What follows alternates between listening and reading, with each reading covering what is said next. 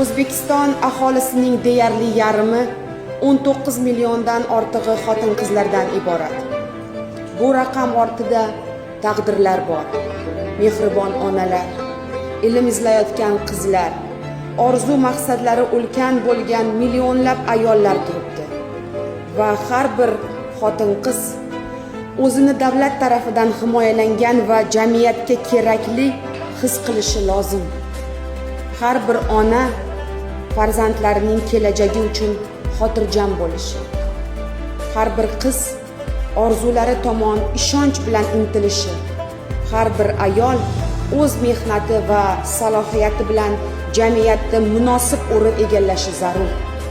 Har bir xotin-qiz prezidentimizning e'tibori va g'amxo'rligini, davlatning himoyasi, ko'magini o'zida, o'z hayotida his qilishi shart.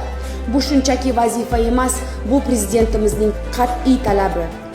Hurmatli yig'ilish ishtirokchilari, bilimli, mustaqil fikrlaydigan, o'z huquqlarini yaxshi bilgan ayol nafaqat o'z hayotini, balki butun oilasining kelajagini, yurt kelajagini o'zgartira oladi. Ana shunday ayollar ko'paygan sari mamlakatimiz yanada kuchli, yanada qudratli bo'ladi. Bildirilgan ishonch uchun katta rahmat.